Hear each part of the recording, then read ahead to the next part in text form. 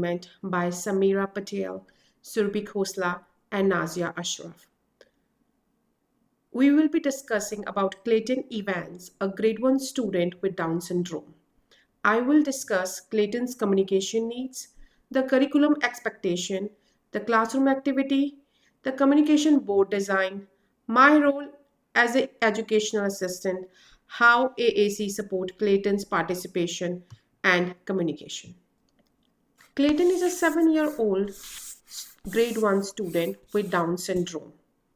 He is primarily nonverbal and currently uses picture symbols and gestures to communicate. Clayton has approximately 5 spoken words, but unfamiliar listeners often have difficulty understanding him. His receptive language skills are estimated to be around 4 to 5-year-old level. The goal of this activity is to help Clayton participate more actively in classroom learning alongside his peers through the use of AAC. AAC is augmentative alternative communication, which includes all forms of communication alongside or without speech. More than just getting a message across, support social contact and closeness. The goal is to provide a method of communicating, learning, and participating in life. Make communication quick, simple, and effective. For this assignment, we have selected the Grade 1 Science Unit, Needs and Characteristics of Living Things.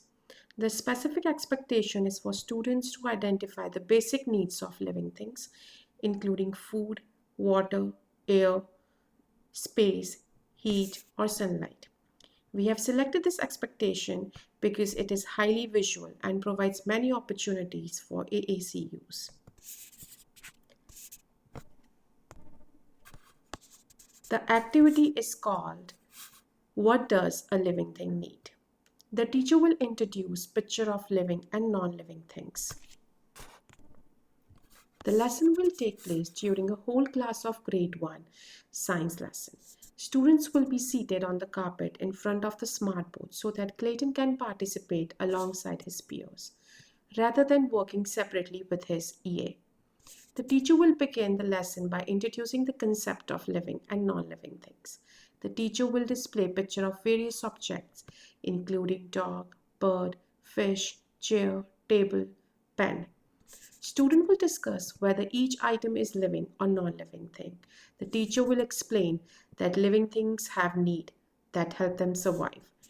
During lesson, Clayton will use his communication board to answer questions, make choices, comment on pictures, and participate in class discussion.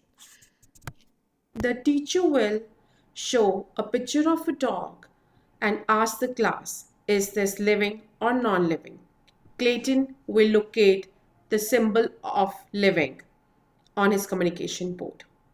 The teacher will ask then, what does dog need?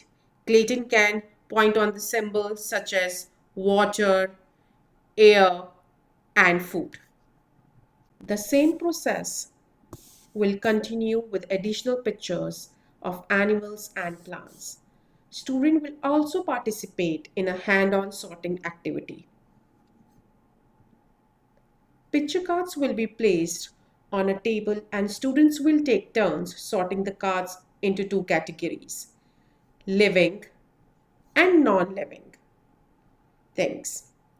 Clayton will take turn with his classmate by choosing picture cards and include where it belongs using AAC board. The teacher will then conduct a group discussion about the needs of living things. Students will work together to match pictures of food, water, air, shelter, sunlight, and so on. For example, does a tree need sunlight? Does a fish need water? Does a dog need food? What does a bird need to survive? At the end of the lesson, Clayton will demonstrate his understanding by answering final questions using the communication board.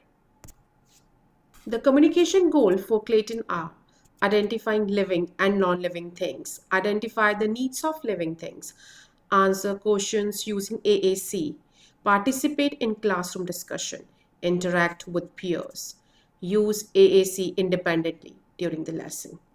These goals support both communication and curriculum learning.